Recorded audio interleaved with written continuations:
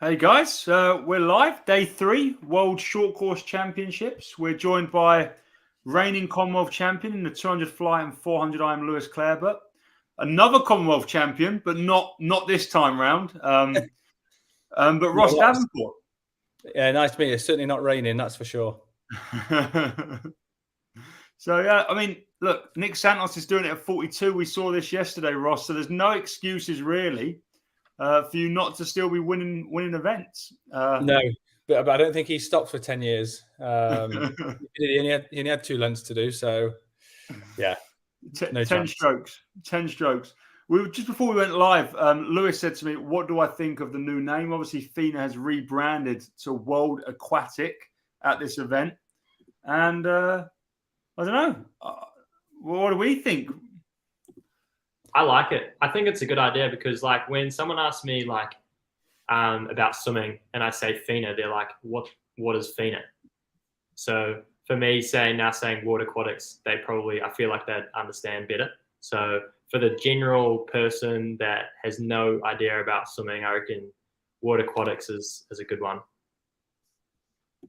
Ross, I think for me it just falls in line with World Athletics. It's starting to create this world and then the sport of what you're trying to do, like Lewis was saying. And I also think they're trying to get away from FINA, because FINA comes with certainly a history of certainly not with the swimmers. It's not necessarily a name that people want to be associated with. So I think just moving away, rebranding, there's a new kind of era going along with World Aquatics, and I think that sits well with the rest of the swimmers.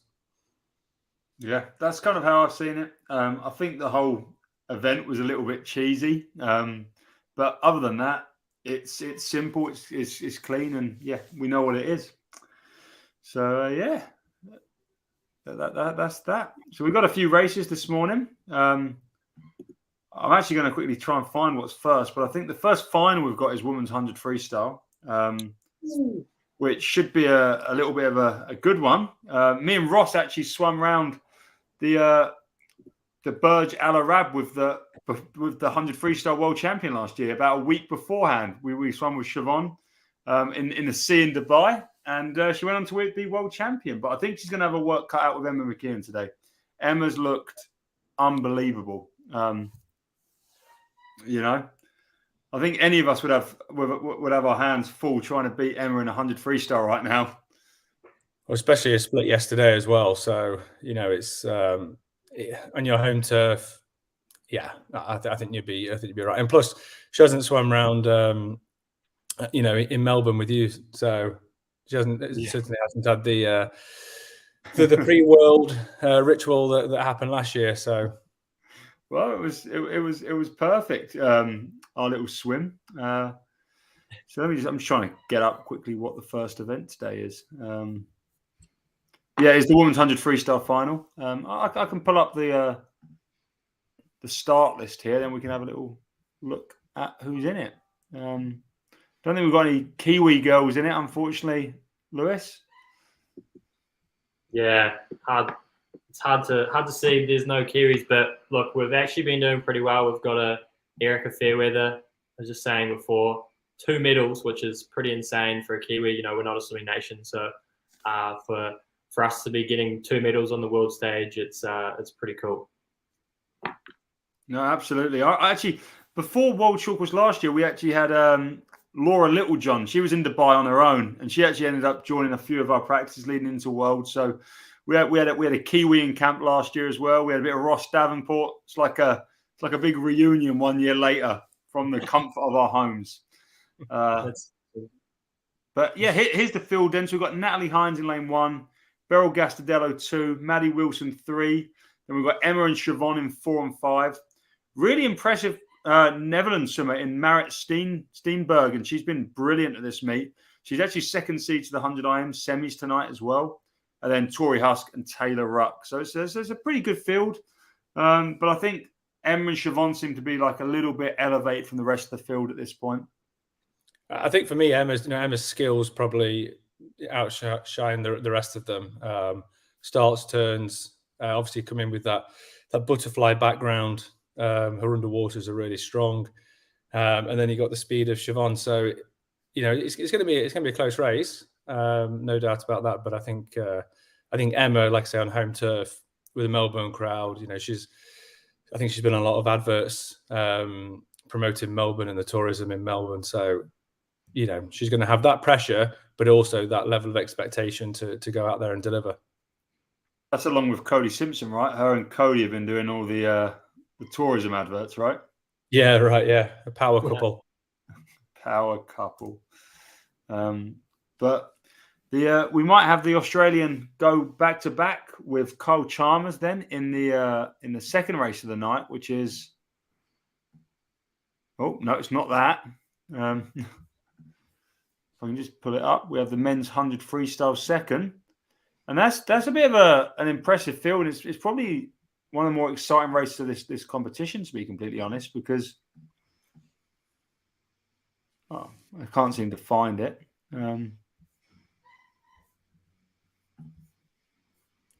Yeah, I think with Carl again, he's just a born racer, isn't he? He looks in great shape, and he certainly following up on the Commonwealth this year. But he almost seems that if he's in 80% shape, he will get himself to 90% because of just that mentality of I've got to win. I'm a born racer, and I'll put my body on the line to do anything I can to win. So, you can never rule him out. But then you've got some quick guys in there as well that want to dethrone him. Yeah. So I don't know if you've seen, but there's a guy called Jordan Crooks who's a bit of a impressive NCAA swimmer, and he's been first seed in the heats and the semis with 45.5. So yeah, he's the speed of the field. They all seem to come back on him at the end, but he's held off everyone who's come at him recently. Has he skills or speed on top of the water or underwater? He's an underwater kicker. He's as good an underwater kicker as I've seen anyone ever. He's the second fastest to Dressel in the yards pool, 18.2. Crazy. Doesn't Lewis go 49 long for 100 freestyle? Someone said. And someone said 48.96. 48.96. Yeah. But apparently you've lost your New Zealand record recently. Look, everyone knows. Everyone's clued up. At World Champs. Yeah. Oh, there we go. I see the comments popping up now. Yeah. Carter Swift got me.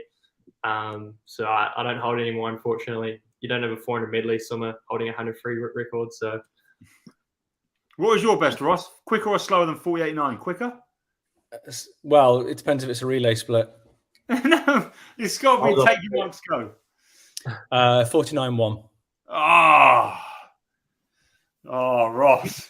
47.3 in a relay. 47.3 in a relay. So I'll take that. That's quick. 40. Yeah, that was in the suit 09, right? All right. Don't need to bring the date. Ross is going to leave. I'm taking everything. Right, guys. I can't remember who was next to me, but I was certainly surfing that wave big time. And it was so easy.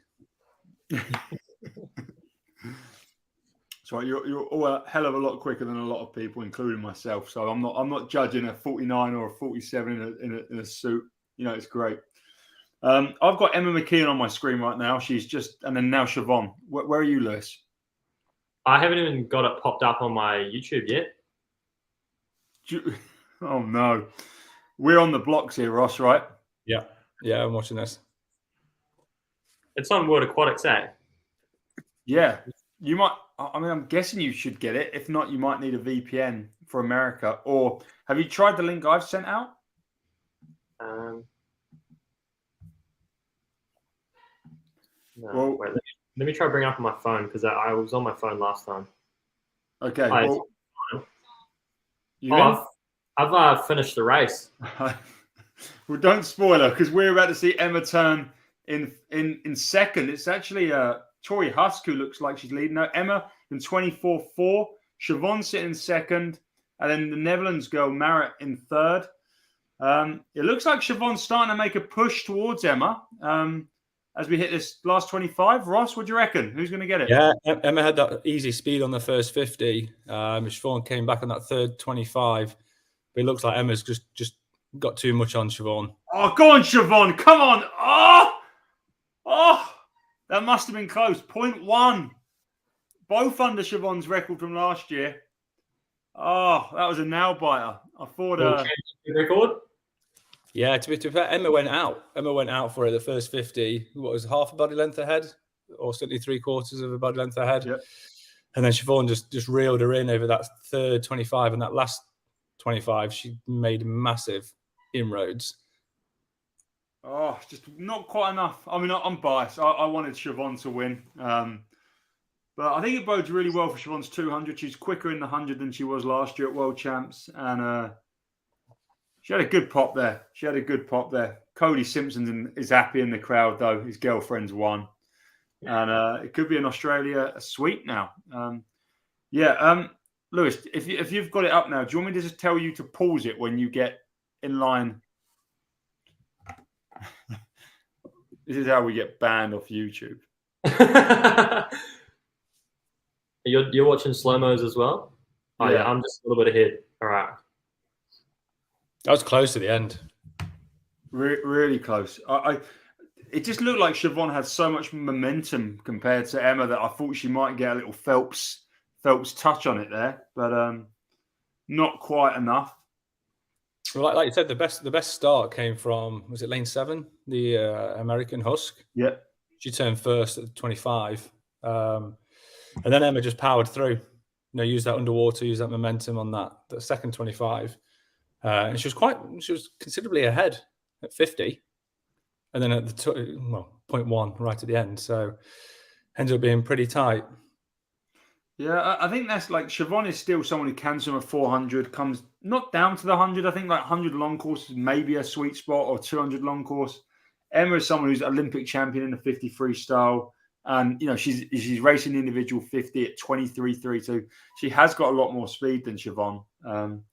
But I think the other thing is a lot of people thought she was going to get the world record. That's Emma I'm talking about after that 49.9. But I think Kate Campbell's 50.2 is really quite fast. It's still half second clear of what won this. So, yeah. Yeah, 49.9 in the relay and 50.7. It kind of, that's where it probably is. We talk about 0.6, 0.7 for a relay start. So she pretty much is exactly what she did yesterday on the relay. Yeah, absolutely. So 100 freestyle next day in the men's category, and I look like we're going to struggle to get anyone but Kyle Chalmers win this race. Toxic Means is calling Popovici world record. No way. Goes out. He needs to go out under 22 in the first 50 apparently, and he's got it.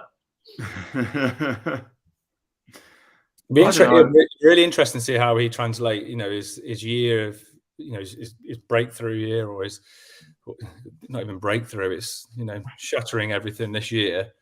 Long course to now going into the short course season, and how he translates that with the pressure of everybody watching him and everybody expecting him to do something. I listened to his interview, and he said he just wants to make the final, which is a real kind of attitude change. And I don't think it's anything other than just he's better long course than short course.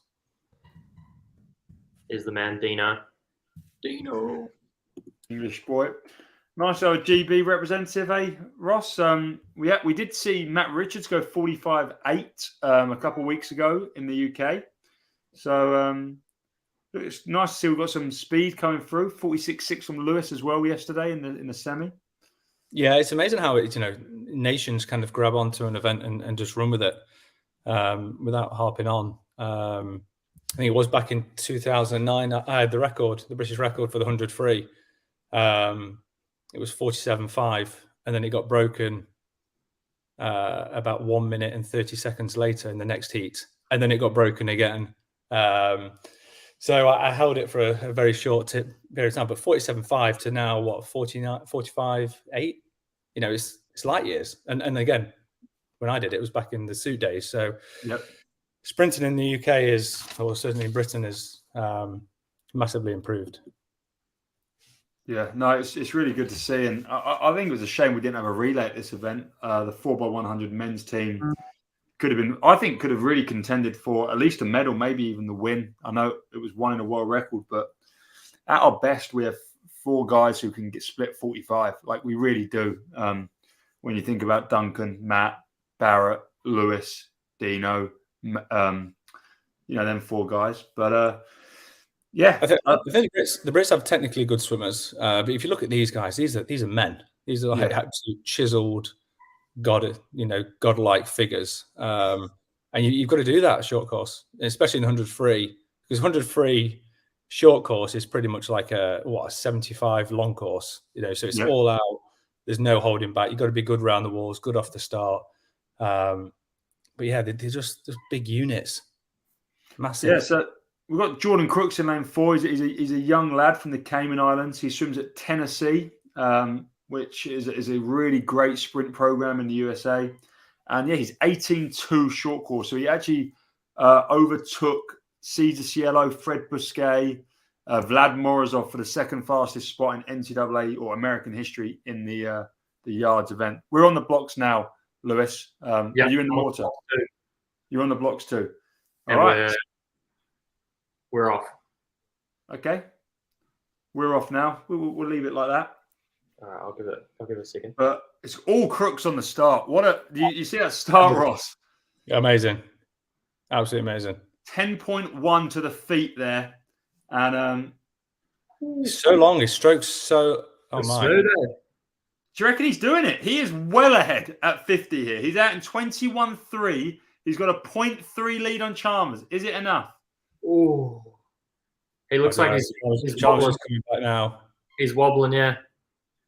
He's absolutely swinging. 0.09 with 25 to go. It's not enough. Will he get a medal? Oh, I think he could be locked out of the medal as well. Chalmers too easy. Oh, it's the young boy from Cayman Islands not even getting a medal in the end. Tell you what, that first 50 looked smooth as. I think he's going to be a threat in the 50. But it was always going to be tough to beat Chalmers. He wanted to win it. Yeah, 45-1 to win. All right, sorry. Dan, what do we think of that race? I haven't actually watched it. I was trying to get on to the stream. Who won? Carl Chalmers won. Carl won. Yeah.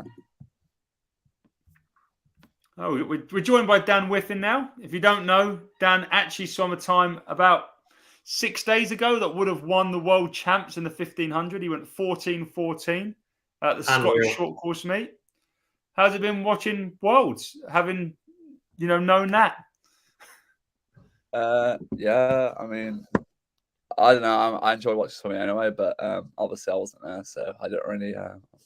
I don't know. I'm happy. The meet's actually really good to watch anyway because it's on at our time when we finish our training, so we have it on while we train in Loughborough. So yeah, I'm enjoying it. Good stuff. Good stuff. Was you gutted you won in that 1500 race? I don't know. I don't think so. I mean, I chose not to go, so I guess I'm happy with my decision. What was the decision not to go? Just like too far to travel, or? Yeah, we're focusing on long course season more. So we thought it'd take too much out of training, and we wanted to get more meters in. So yeah, that was really the reason. I saw what you're not there, Lewis. What's that? How come you're not there? Our trials was right after Commonwealth Games, so I decided it was too close because I was having a couple of days off, and they didn't select me, so I just decided not to go. And I went to I'm in Queensland at their Queensland State Champs, which is long course as well. So I'm focusing on long course. I'm not the we don't really focus on short course too much at the moment. So we long course comp like you guys. Fair enough. Right. So men's 100 freestyle I didn't actually see the podium in the race, but it was Carl who won, Maxime Grousson, the Frenchman, in second, and Moresi in third. Popovic just missed a medal with a 45.6, which is a new world junior record. And unfortunately for Crooks, he had a 12.5 last 25, which left him in 6th place, tied with Pan Zhan. So a 10-1 to feet, and then 12.5 last 25. Yeah. 10.1, 11.2, 11.9, 12.5. I mean, he had a plan. He went for it. I think in these kind of races, it's a hard tactic to pull off because people like Chalmers, Popovic are going to come back strong, and it's what's it like in the corner of your eyes when you can see someone coming back? Does it make it harder, for you to finish, or does it push you on? Or have you... When you're going backwards, that's the worst feeling, eh? It's like taking your water away from you, and it's just absolutely sapping seeing somebody come up alongside you. You've got nothing, and your race is done by that point. Yeah. So we're I was looking at, what do you think? Sorry, Carol. I was going to say we're into the. Say, what do you think? Oh no, go on, speak, Dan. I was going to say, what do you think the most exciting race is going to be today? I'm looking forward most of the men's 200 fly. Ross, Lewis. I like the sound of that. Yeah, I just love the sprint freestyle events. So Ross is done now. Yeah. Do you know what? The best race I love watching, and that's 1500. When you're literally just watching everybody just churning through, and it's when someone's like really consistent. And some of the best races I've seen have been 1500. So unfortunately, it's not today. Yeah, no, the 1500 is great. Jay Lelliott shotgunned that slot on the show just because he wanted to watch the 1500 with us, and it was a great race. I think people give it a little bit of, slag it off a bit because it's a long race, but I mean, there's so much tactics involved, and especially when you've got a few people, going head to head. We saw the Norwegian fella pull right up to Pauchinari, then Pauchinari pulled away again. What's the sort of race plans there, Dan? Like, what did you see as going on in that race? So I watched it back, but I saw, well, obviously Pauchinari's main tactic is go hard from the start and hold on. I mean, he's pretty good at that as it is.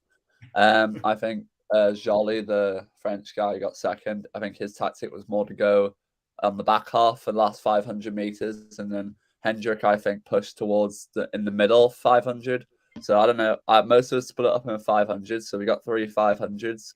Where personally, I would go first 500 easy speed, middle 500 build, and then last 500 basically not all out, but what you can sustain for a long, for 500 meters. And I thought that's I thought Joly's plan was pretty good, and obviously Hendrick just fell off a little bit at the end, but yeah. Are you using the water yet for this? I've just seen the 50 back semi 1. Yeah, same. I've never heard of this American girl. Is she quite young? So she's young. She's just gone to Stanford, but she was good before that. She can swim fly, free, backstroke. I think she was TAC Titans, and it's her and Tori Husk who have been like rivals all the way up. So Claire medaled last year in the 50 fly in 24.5, and she just overtook the world record holder at the end there to go 25.6 in the 50 back. So it was a pretty good swim, I think. Yeah. I know it's your job, Sonny, but your knowledge, mate, is outstanding. I just like swimming. Swimming. And I know it's what you do. So, but it's incredible. I actually thought I can't remember. I don't know if it was who it was then, but pretty close to the 15-meter mark on that turn. Yeah, I think Maggie gets really close. Like, if you watched the 50 fly yesterday, it was incredible. Maggie turned 8th in the 50 fly final at 25 because they've got the 25 splits, and she 10 meters off the turn, she was in first or near enough, and she won the race. So she went 8th to 1st in the 50 fly final, tying with Tori Husk, who is a tier sponsored athlete, Ross. Yeah. So a lot of the US swimmers are. Yeah. So second semi-final. Of the people I've worked with, we've got Simona Kabova in this, who we can see here she was born in 91, which makes her 31, and she's on a PB today for the first time in like 8 years. She went 26-1 in the 50 back to make the semi-final, which was her first PB, well, since I've known her. So that was really exciting to see. So shout out to Simona getting a PB.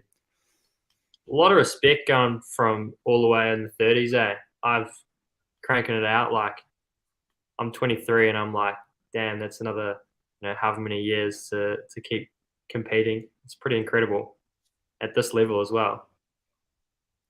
Yeah. You wait till you're 42, mate, and you're still winning world short course. Yeah. So, you've got another 19 years to go.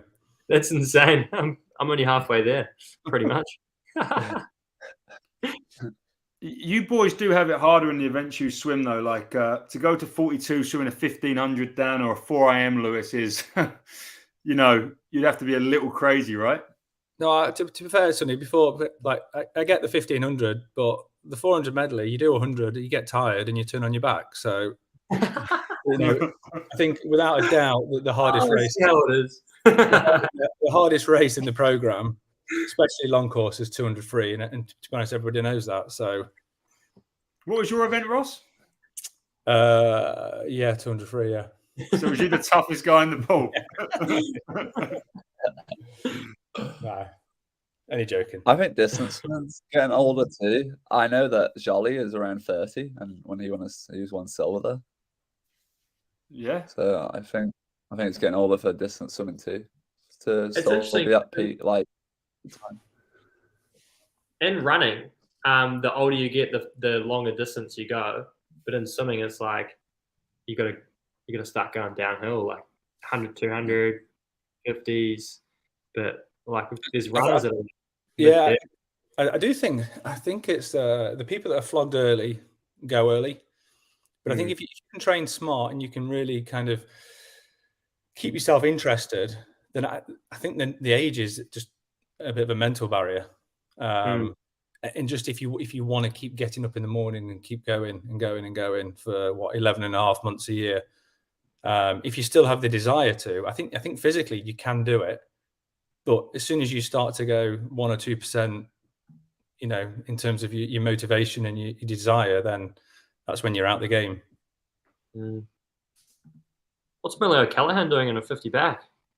She medalled in the 100 backstroke. She's, again, I think it's crazy in women's swimming, like how versatile all these girls are. Like, if someone's in the 50 back, they might swim a 100 back or a 200 back, but like, or the other 50s. But in women's swimming, like, she split 152 on the 200 freestyle yesterday on the relay. Like, and here she is, right in the mix on this 50 back. I think she's going to win this semi-final, right? Like, easy. 25-6, Doesn't even look like she's puffed. She just cruised that. It's such a different sport. Like, I feel like versatility in men is like, most, Dan can go down to a 400 free. Lewis can maybe do a 2 fly or a 2 IM, but like, you're not getting in and doing a 50 breaststroke. Whereas I feel like these even Siobhan's was Asian record holder at 50 breaststroke at one point. Like, I don't know how the versatility is so crazy on the women's side. Isn't there some correlation between backstroke and front crawl though, freestyle? I mean, there's certainly a lot of freestylers. Certainly a lot of freestylers that end up being world class at freestyle started off their career as a backstroker. But yeah, it'd be nice to be able to do anything other than freestyle. You're a freestyle man. Yeah, I wasn't allowed to do breaststroke in medley because it was so bad. Yeah. What about you, Dan? Can you do breaststroke, Dan? Well, actually, I just did a 400 medley the other day. Short course, I went 4:11. Yeah, but you went 54 in your freestyle. I went practice, so it was 1:14. I think 114 is good, but I don't know. People might have a different opinion. I think my breaststroke's more just arms and my legs just kind of, just go around. They're not really doing much. Well, when you see Leon Marchard going 107 for a long course split, it's pretty hard to like think about that, Yeah. I think about it. I'm actually gonna have to go because I'm racing later. Doing an 800 free at Irish. So I will see you all later. You can watch it if you want. It's on like YouTube or something like that at 1:00. So I'll see you guys later. Cheers, Dan. If you're watching this, check out Dan Whiffin on YouTube, the Whiffin Twins. I'll put a link in the description now. You can check him out. He's a good YouTuber. So we like that. Cheers, Dan. Let me find their YouTube. There we go. Give Dan some love.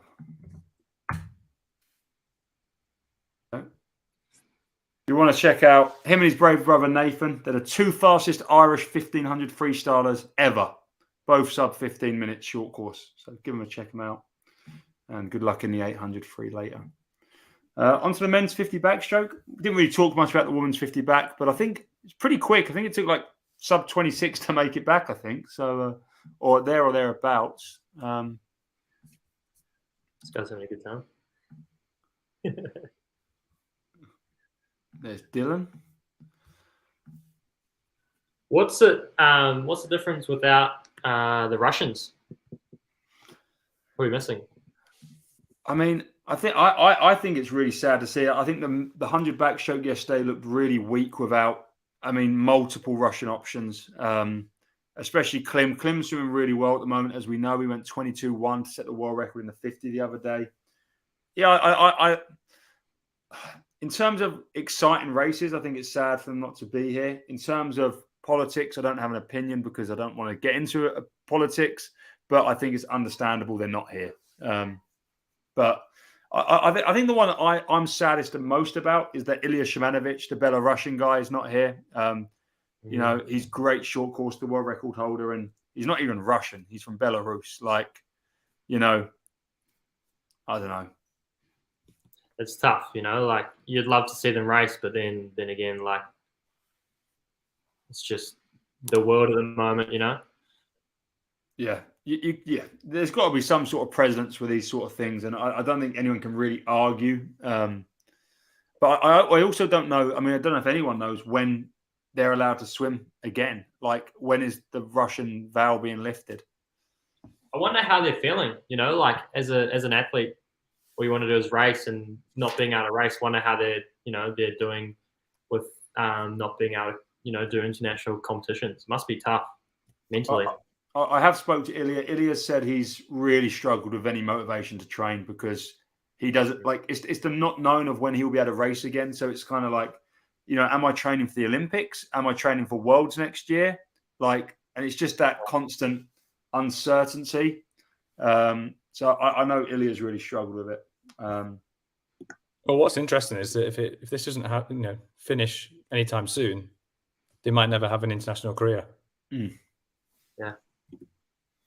Yeah, absolutely. We saw Evgenia swim a time that would definitely, I can't say definitely win this, but the second fastest 200 breast of all time. There's been some really good swims, and they're from, Evgenia is a 17-year-old girl. She doesn't have a stance or any bad feelings or animosity towards anyone from anywhere. And I don't know, the career span for especially Russians, I feel like they're kind of like the Chinese at times, where they're just like a new generation surpasses the last generation real quickly. And, you miss that 2-year slot and you never make a team. You never get to win a medal. You never get to be on a relay, which is pretty tough. So we just saw this Isaac Cooper win. I don't know if you know Isaac Lewis, but he was suspended from Commonwealth Games about 2 weeks out for some antics on their training camp in, I think, France or Spain before commies. So he didn't actually get to swim at the Commonwealth Games, but he's really, really good. Just went 22.5 there and got a bronze medal in the 100 backstroke yesterday as well. Yeah, that was world junior record as well. Yeah. Looked easy. It did. Really easy. Um, And then, just seeing the pictures in the crowd in Melbourne. Obviously, we're here in the UK, and it's absolutely freezing, and everyone's there with their the big jackets on. It makes me feel a little bit better about myself. Must be cold, eh? I think Yeah. it's storming or something. Apparently, the wind is coming through, like into the pool. It's actually pretty bad.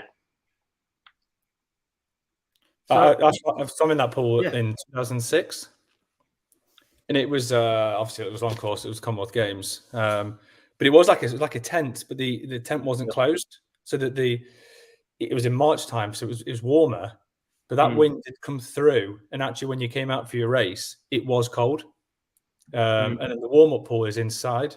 Lewis, I'm sure you've swum there loads of times, but the warm-up pool is inside, so you'd warm up in a indoor 50 and you'd walk out, and it's weird. It's like a hybrid. It was undercover and you felt like you were inside, but that wind and the draft felt like you were outside. So it was kind of a weird feeling.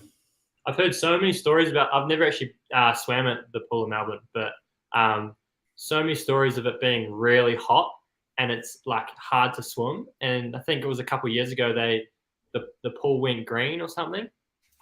So this pool's had a bit of a history behind it. But yeah, it's funny that it must be freezing there. And then here I am in Queensland, and I'm like we're mid-30s here, so it's not that far away. It's pretty crazy. Yeah, that's Australia though, right? I was going to say, Ross, we have not mentioned that you was Commonwealth champion, double Commonwealth champion in this pool 16 years ago. Yeah, I thought I'd bring it up myself, mate, just to know. It's a good time. Melbourne's such a great city as well, so it's nice to see. Nice to see that competitions or international competitions are back in Melbourne, because it's a great facility, and you can see the temporary standing on the right of the pool. They had that on two different sides. It went further back. But yeah, it's such a great atmosphere, like any sporting event in Australia, and especially the Commonwealth Games. Lewis, I managed to get to a session in Birmingham, and the atmosphere was just brilliant. It's different to other competitions. It is. So in this 50 backstroke, I actually watched the heats this morning, and the Romanian guy in lane 6 who went 23-1 was probably the most obvious DQ violation I've ever seen for going past 15. To a point, they reviewed the race footage afterwards and delayed the next heat, and then didn't disqualify him. So I can almost put my money on lane 6 going past 15. This guy, the Polish guy, Kasper Stukowski, is a great swimmer, another American collegiate swimmer from Poland at NC State, NCAA champion in the 100 back, and he set a championship record in the heat, which was just broken by Isaac Cooper. And then Peter Kotze, the South African, he's a great kid. He's not the best underwater kicker, but as soon as you see him get on the surface, he just swims so fast. And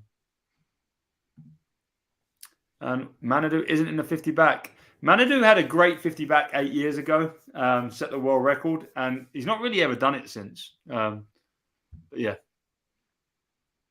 50 backstroke. Didn't even know he did backstroke. I don't think he did. I think just it's when these guys are fast, they're good at all the 50s. Yeah.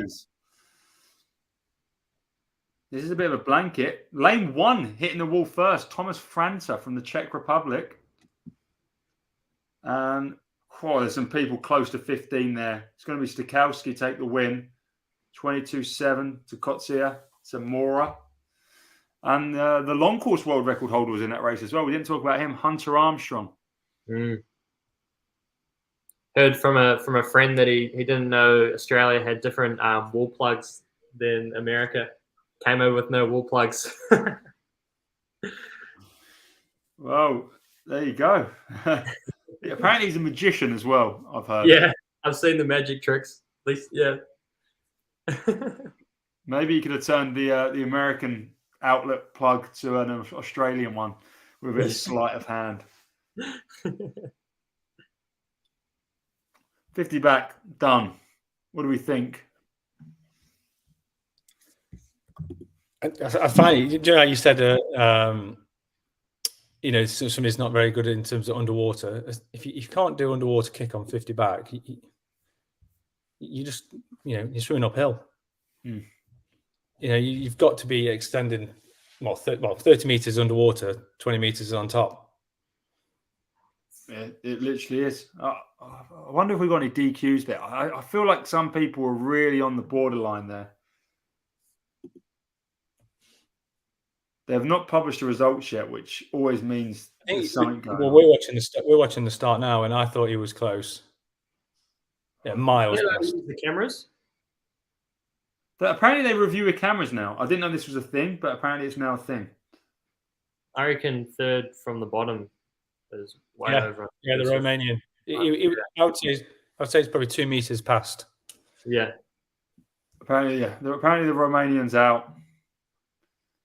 I don't know if that's official or it just hearsay, but he called it from the beginning. Yeah, 2 DQs. Lane 1 and lane 6 in that last heat DQ'd. The Czech Republic, who turned first, and the Romanian out. It's ridiculous that it happened in the morning and they didn't do anything, and then they get the semi-swim, do the same thing because if you didn't get disqualified in the morning, you don't think you've done anything wrong. I mean, it's the coach's job to say, look, you've escaped with your life there. You was at 18 meters, but I don't know. I feel like they need to do their job and disqualify in the morning. Also, a swim off between the world record holder long course, the magician Hunter Armstrong, and the Greek Apostolos Christou. Oh, 3-way swim off. 3 men.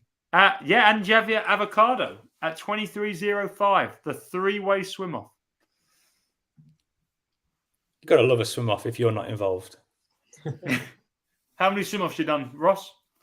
I don't think I have. Lewis? I don't think I have. None. Me neither. Nothing. And proud of it. 4 AM swim off would be a bit next level, wouldn't it? Yeah, I don't know. It'd be hard to convince me. You'd have to do it though, wouldn't you? You'd have to do it. You couldn't turn it down. I can't see these people that don't do a swim off. Like, it's another opportunity, right? Like, and everyone swims fast in swim offs. Everyone swims fast. Absolutely. Well, it's just a race, isn't it? And then that's the interesting thing about it is you race the person next to you, so you swim faster. Yet when you're racing 7 other people, you've got your own game plan, you've got your own, strategy, and you don't just race the race. And it's quite interesting. Trying to change that mentality of all you've got to do is beat the person next to you. Well, what you got to do is beat 7 other people. Have either of you boys done World Short Course at any point? Yeah, I have. Which year did you go to, Ross? I did Manchester in 2008. 2008, yeah. Quite a few years ago, yeah. How did that go? Yeah, it's good. Silver medal in the 4x2, European record. Went under the old world record, but got beat by the Aussies. I think that's the only one we did. But that's from a World Cup event in Melbourne 20 years ago, which is like this pool, the indoor pool. But yeah, but going back to the 50 back, I remember watching. I don't know if you remember a guy called Thomas Ruffraff, 50 back special, backstroke specialist, short course, and he got disqualified. I think he broke the world record at the time, and this was before they could review the cameras. I think that's the new rule, and they argued that he hadn't broke the 15 meters, and they actually showed a picture, and his nose broke the water. And as long as one part of your head breaks the water, you're not disqualified. And his nose just literally broke the water at 15 meters, and he was allowed to swim. I think he kept the world record. So that's a bit of knowledge for you. If you are close, just stick your nose out, and you'll be all right. I think the 15-meter rule is one of the most poorly policed rules in swimming. If not that, I think it's as bad as breaststroke, pullouts in terms of poor decisions. I even saw a fair bit of controversy with Nick Santos' turn yesterday. I mean, again, he was on 15. I don't want to make a call here, but he was, unless you're on the line, it's really hard to say. any angle makes it look so obscured. Yeah. But I know in ISL, there's a few races. Tom Shields went like 18 meters in ISL, like legitimately, like went flying past it, and people don't make the calls. It's just, I don't know. It happens way too often. Because you've only got what, 2 people watching. Do you reckon 2 people, 1 on each side of the pool? Or Yeah, I was going to say the same. You know, unless you've got somebody on each lane, it's hard to see, hard to police. That's when the VAR. We need the cameras. But then even you got to have, I don't know, some AI genius thing to work it out on the spot. Yeah, I think VAR/cameras is the one. Wearable technology is another option. I think it would have to be microchip size, because, I mean, I wouldn't want to wear it. I don't think you'd want to wear, a big bulky sensor that goes on your hat or something. But do you think swimming will ever move towards that? Integrate more technology into the actual swimmer? So they've recently approved the use of wearables in swimming for I think for purposes of basically determine metrics and numbers, not so much for anything else, so that we can get more statistics. I think it's kind of done with Trisomeware in Canada. I think they're the ones who have pushed forwards with this and try to partner up with FINA or World Aquatic. Again, don't know that for a fact, but I just it has to be microchip level, right? No one's going to wear. I've worn some of the flex. I don't know if you guys have, but the flex and some of the goggles, and I just none of them I'm sold on, especially the ones that clip to the goggles, because it's a lot. I don't want anything on my goggles. And if you're racing a 4 AM or a 53, you don't want anything outside of your goggles and hat, right? Nah. Yeah, I think it's coming. I think it's the expense, the biggest thing. And like you say, to get it smaller is more expensive and more research. But Sonny, I know you know this, but you've tried the Form, you're trying the Finis Smart goggles, and obviously it's a personal opinion. But for me, wearing something that you can actually see your lap time and you can actually see in a race more the time is such an advantage that I think it will come in.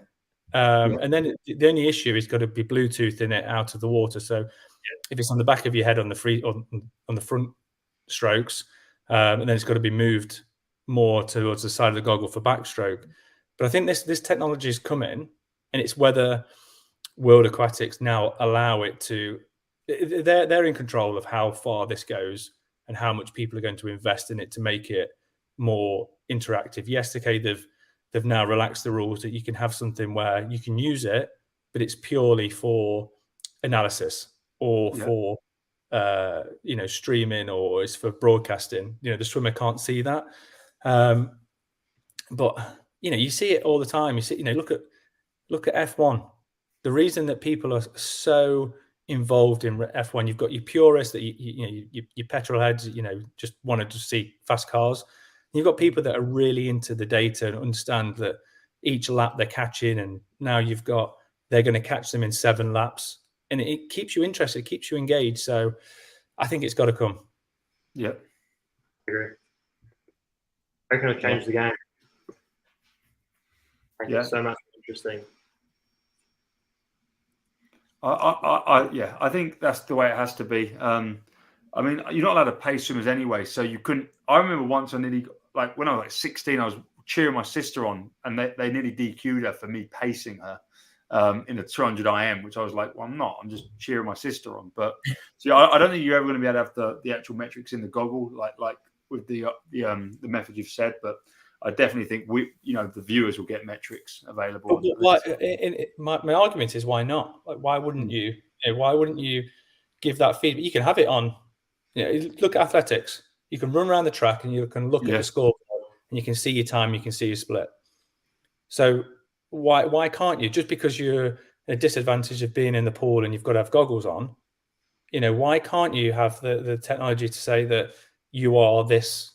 At the end of the day, the fittest or the strongest swimmer is going to win with the best strategy. So if you're just feeding back, you've just seen on the 100 free, somebody went out too quick and didn't win the race. It's only going to make the swimmers faster across the board. You see more world records, more exciting racing. I just don't see why you wouldn't want to do that. No, I can't disagree. I think it's kind of just FINA/World Aquatics way of just being, we do what we do, and there's not really, even the suits, they made the sport faster and they took them away. So there seems to be a lot of rules that don't seem to actually push the sport in a positive direction, and more so in a direction that is their prerogative or whatever they want. So maybe if a company pays enough money to them for them to let you wear goggles, then they'll probably let you. Yeah. And my opinion on it, Sonny, I think the goggles are brilliant, and whether they're too bulky or whether they're this, that, or the other, that's personal preference. But if people invest in it, they will get sleeker. It'll get more reliable. No,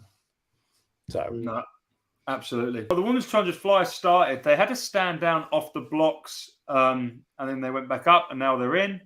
We've got two Americans in the middle. Now, the girl in lane 4, I don't even know that much about. I don't know if either of you have heard of her, but Dakota Luther. She's 23, nope. Which is not even that, she's not like a new 16-year-old. Yeah. She's a World Junior Games champion. She swims at Georgia. Again, a great program.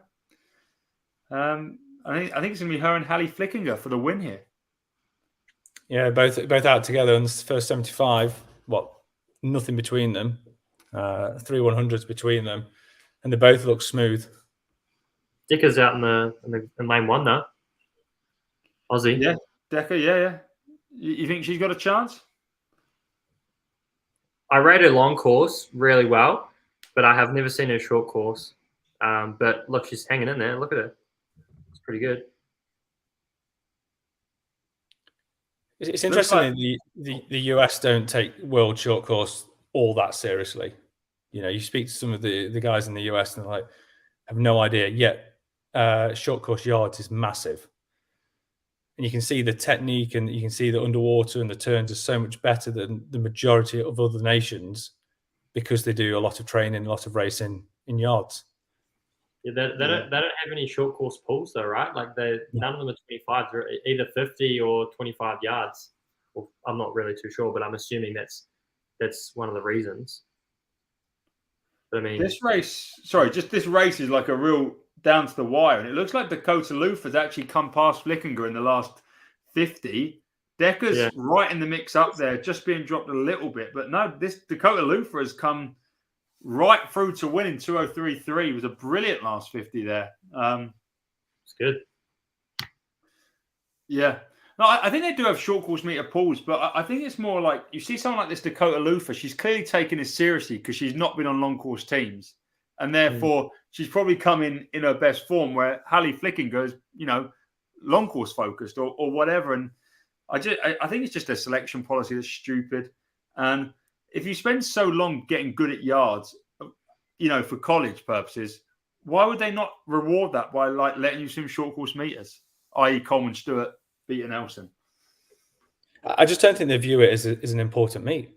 And that's the federation and everybody involved in US swimming, because the reason she's probably on the team is because the other two people ahead of her probably didn't want to go because they don't see it as an important meet, and then she goes and wins world short course. She's now world champion. So it's I don't get it, because they're so short course yards is such a big meet for them, and NC2As is broadcasted all around the country. And they're so good at it. Their turns and their starts are exceptional.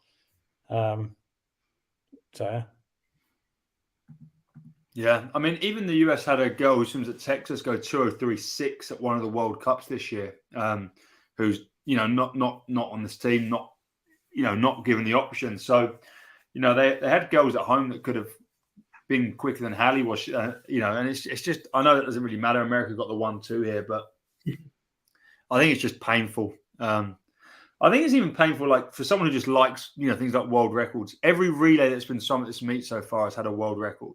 But you look at these teams and you're like, that nation has faster swimmers that could make this team even faster. Like the Aussie 4x2 yesterday, Titmus is there watching, and it's like, That's like 2 seconds you just take off that relay instantly by putting her on the team. Yeah, It's funny. There's good money in world records, right? Like, they're not even doing it for the money. So yeah. I mean, Ariane Titmus could have just swum that relay yesterday, and she'd be like $7,000 richer. Plus the win, that just the world record, plus whatever you get for winning. So probably $10,000 richer. Like she could have just, I don't know. It seems kind of stupid not to, like, I don't know. I feel like there's missed opportunities all around. And I think there's such a variance between people that turn down a spot and then people that want to be there and can't. And that's the sad reality of it as well. It's like there's some American guys that definitely turned down this spot, and then there's people like yourself who didn't get the right selection policy, or there's some of the people we've had on the calls that would do all right and didn't get picked. Even Nathan coming on and saying he chose not to go, I find it kind of bizarre. I think when you look at that, people that want to go and people that can't go, and how that pans out, I think a lot of it also comes down to the fact that we put so much focus on the long course season, and really, obviously, because the Olympics are long course, that is all that matters. And going back quite a few years in Britain, it was very much like we've got to be good every single year. And then you look at someone like the US, it's just the Olympics. That's all that matters to everybody in the US. And that's why they're so good. And that's why that when they go to the Olympic Games, having had a really poor World Championships the year before, and everyone thinks they're nowhere to be seen anymore, and then they pop up and just wipe the floor on it, because that's their mentality. The Olympics are everything. And you can't argue with that. But then on the flip side, right now, watching the World Championships, you think, well, is it a missed opportunity to go and be a world champion? And in their eyes, it's no, because I want to be Olympic champion in 18 months' time. Yeah. Well, this is a race I'm super excited for, the men's 200 fly. Obviously, Lewis took my boy out at the summer at the Commonwealth Games. He done what we talked about earlier. Chased Chad down on the last 50 and overtook him with about 15 meters to go. I just can't see anyone in this race beating him except Noe Ponte, who, I mean, Noe's a brilliant athlete. I'm sure you've raced him, and he had a really good 50. He went 21.9 to get silver in the 50. The thing with this is a lot of these guys, you could see they're playing around this morning. Trenton goes out just too hard. I just don't see him holding on in the last 50. Morimoto closes very well. Noe's got it all round. And this Ilya Karoun from Canada, the Sandpipers of Nevada swimmer, is just brilliant as well. World junior record in the 50. So what do you reckon, Lewis? I like this. This is a good field. I mean, knowing Chad and racing Chad, he's got one of the best starts in the world. His turns and underwaters are pretty much unbeatable. So, look, I'm putting my money behind Chad.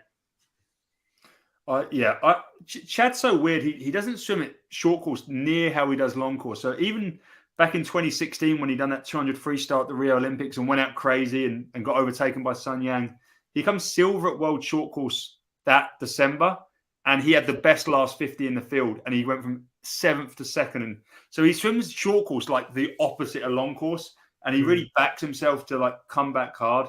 So he won't be leading at 100 here. I'd be very surprised. I've kept telling him he can go out in 51, 50 point, because he goes 48, and why wouldn't he be able to go out in 50 point, 51? But he goes out a little slower than that.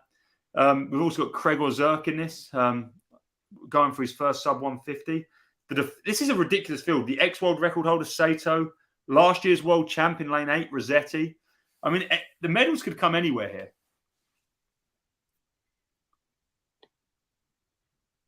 Morimoto's isn't he the current world record holder, just from a not long ago? No. The world record holder is Honda. He's not here. Morimoto he swam for London Raw at the ISL, and he actually beat Chad a lot last year. But Chad is much better now than he was last year, so that's a good thing. But yeah, Chad had a crazy first 25 there, 10.9, And then he's really sat back on Trent and Julian there, who's just blimmin' fast. 37.4 to 75. So he's going to be 50 point, I think, here. Oh, he's right on world record as well. He's under world record. Oh, yeah. 51.2, 0.1 under world record. I mean, he's good to 150. I mean, his tactic is, can I hold on? I mean, Chad has got the best lane for the job because he's right on his hip now. Mm. Chad is going to I think Chad will really start pushing now, and especially off this next wall. But Dyer's doing the same sort of thing. Noe's doing the same sort of thing. I think there's 4 guys for the medals here. I don't know which 3 will get them. Yeah, momentum's coming with Chad. Yeah. Look how long he stays underwater. He's come up right with them. Yeah, game over. I think it's Chad's, right? Yeah. That was a great, awesome turn from Chad. I think Trenton's going to miss the podium. Yeah.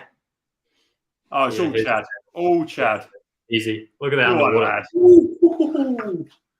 He's right on the 148. It's a PB from Chad as well. It's a PB from Chad.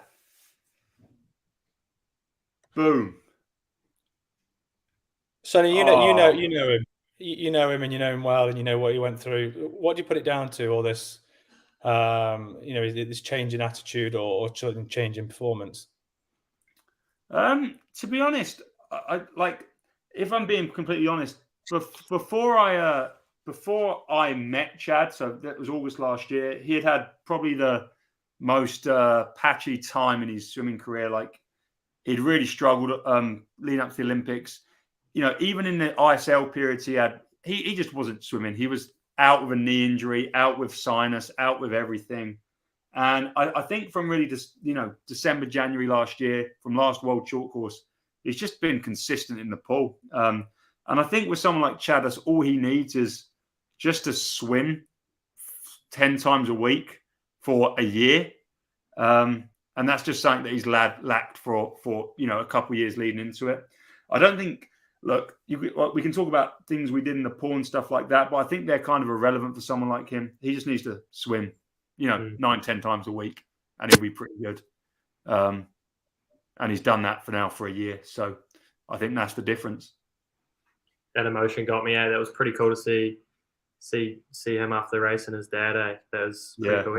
I reckon he's one of the nicest competitors I've ever met. Like, he's open to talk to everyone, anyone. Doesn't matter who you are, what your name is, what country you're from. He's always there, ready for a chat and to say good luck and well done in the race.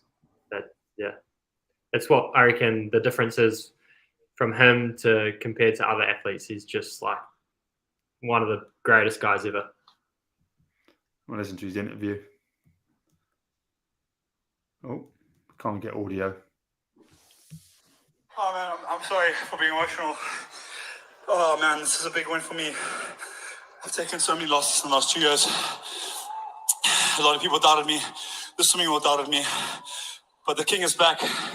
Thank you very much. That's awesome. Great stuff. Yeah, no, that was great. Also a PB from Gregor. The American lad really died, didn't he? He really died. He comes 7th. I just find it interesting how he was really smooth to 100, and then it just all came apart after 125 meters.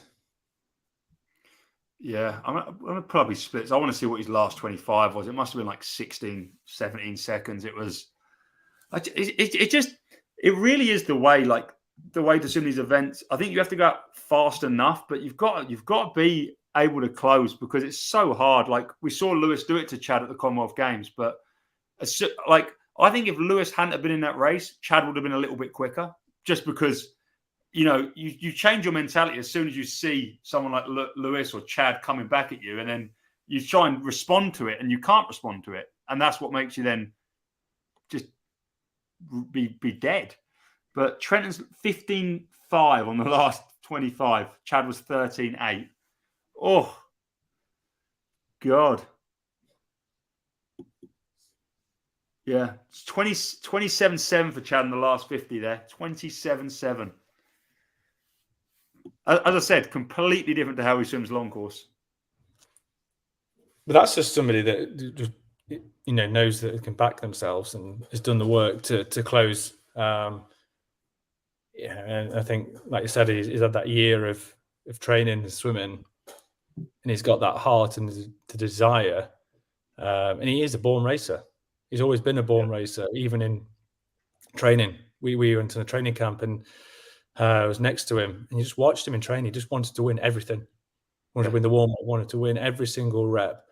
Played games afterwards, wanted to win. And I think that sometimes goes missing in athletes, not just swimmers, but that desire to win at all costs. And he has that, but he also, like you said, he has to work hard and he has to be fit and strong with it. Yeah.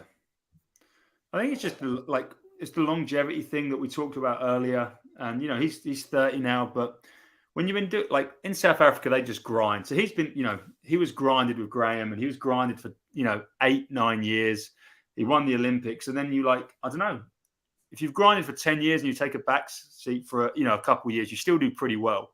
I'm sure, Lewis, if you dropped a couple of sessions a week, you'd still, do pretty well for a couple of years. And then you'd probably find, oh, crap, if I don't start doing more again, I'm going to start getting slower at an alarming rate. And I think that's kind of what happened in the last few years with Chad. Like, he just couldn't get away with it like he once could.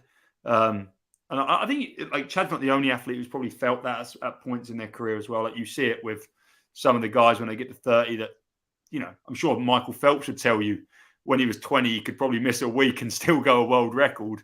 And then when he was 35, if he missed a session, it was like game over.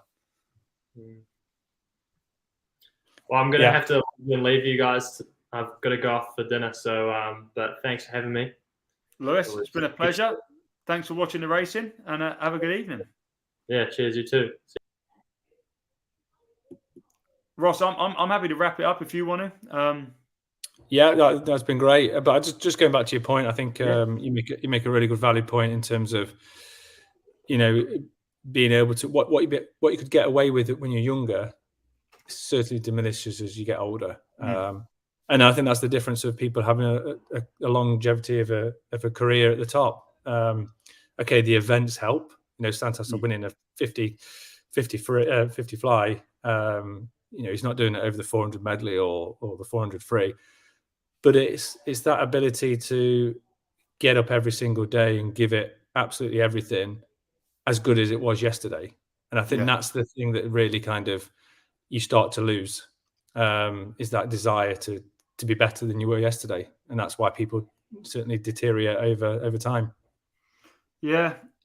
I mean, it's hard as well because you've got to do it for the right reasons, and to have the intention in training, you're not just like avoiding what's next or avoiding something else. And I think that's what happens when some people swim a little long. It's kind of just like, I don't know what's next. I'm going to keep swimming, but they don't have the same conviction or intention. And to have that intention, Chad needs to, someone like Chad, for example, needs to want to win these meets, not just be at these meets, but, you've got to have the same behavior as these 19, 20-year-olds who are going to be the 24-hour athlete. And, unfortunately, like even the behaviors I've seen from Chad at certain points, especially towards the start of my time working with him, when we was in Dubai last year, for example, he wasn't the 24-hour athlete. And I think that's been the process as well this year, is him just, I'm sure he's not perfect yet, but he's definitely a lot better than he was a year ago. Yeah, and confidence plays a massive part in it. I always say that confidence is something that takes years and years and years to build, but it can be crushed in a matter of seconds. And it's difficult to get that back. And somebody like Chad, who is, has to swim with his heart on his sleeve, and he has to feel confident. Building that, this World Championships and these building blocks will help him to build his confidence back up going into next year, hopefully in the Olympics in 18 months' time. Yeah. I mean, long course is so different anyway. I can't help but think these 200-meter events in the short course pool are almost more similar to the 100 long course. Like, I mean, I just know I mean, well, it's depending on the athlete, but someone like Chad, as I said, it really is such a different event. Like he went 149.6, so quite a bit slower than that, but like at a level 3 open meet in Plymouth about 4 weeks before the Commonwealth Games. And, you know, he won the race by a minute. It was not a world final. He's a racer. But you could see then 4 weeks later, his long course was still not quite there. I think Chad's long course right now would be better than it was at Commonwealth Games. He's clearly going in the right trajectory. But, you know, at the Commonwealth Games, he was a great deal off what's needed, you know, long course. And even the guy who got the world record the other day in 146, the Japanese guy, he went a 152.7 the other day long course, like a week ago. So, you know, there is still such a big margin. Chad is good long course. I mean, obviously he's really good, Olympic champion long course, but especially in the last few years, he hasn't been near as good long course as he has short course. And I don't know, you wouldn't train the same for the two events either, you know. No. So I don't know, but again, Chad's done a lot of things right. He does do a lot of things really right, and he, you know, him and Matt Sates. Matt won the 200 IM on day one. They've actually been in Australia now for like 2.5 weeks, just the two of them. Just they went before their coaches, they went before their teams because they wanted to not be jet lagged and stuff like that. I think goes. You know, we can say like maybe the Americans don't care so much about this event, or certain people don't. But you know, if you do the extra mile and care enough, you can make the outcome much better. Yeah, and you know, going back to the US and generally not caring about the World Tour, when they put a team on the plane, everything is world class. You know, the preparation, the recovery, everything. They'll have the biggest support team around them because they want to be successful. I just think on the whole, the perception of a world short course in the US is not like a world championships or an Olympics, and it is not the same event.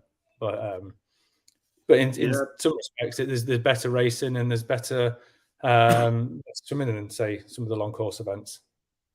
But even like you can say the US have that mindset, but even in the UK, we're not miles off. Like I spoke to we had Hannah Miley on yesterday, and I said like, "What's your best medals?"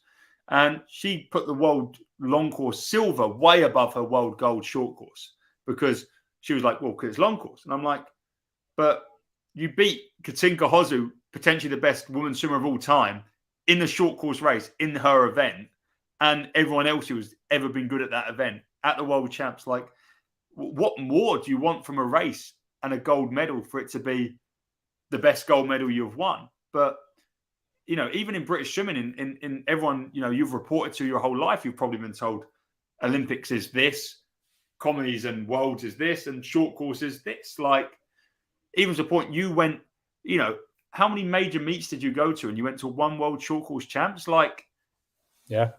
How does that make sense? I think if they want to make, you know, short course really dynamic, you put it after a major meet.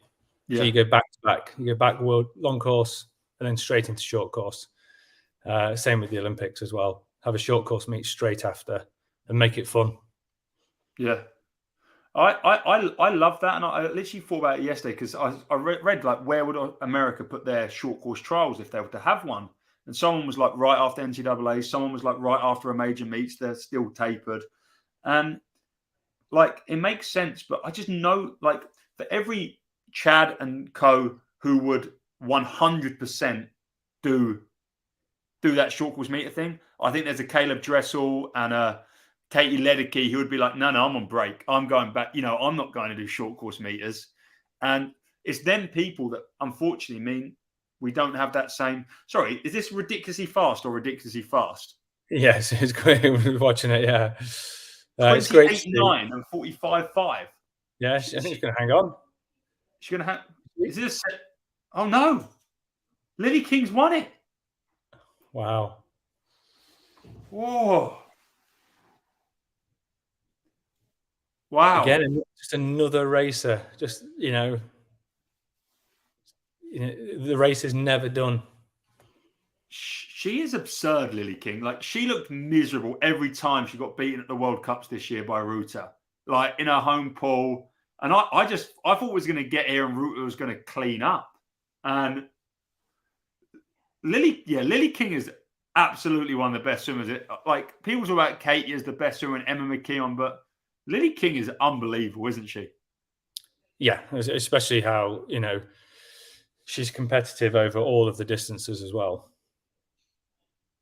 I reckon that was a PB for her, 102.6. I don't think she went that quick at ISL. Wow. Wow, she's good. That was a really good race. Sorry, we was talking about other stuff, and I was like, gee, I saw 28.9, and I was like, unbelievable. Oh, Ruta got disqualified. Oh, really? Oh. What did she... I mean, I don't know what she did. Wow. There we go. Yeah. On that note, Sonny, I've got to love you and leave you, but thanks very much for having me. No, Ross, thanks ever so much for coming on. And guys, I'm going to end the stream now because I have no more guests, but it's been great. I think there's a few more races, but yeah, cheers for watching. Ross, cheers for being here. And cheers, see you later, guys. Cheers, thanks.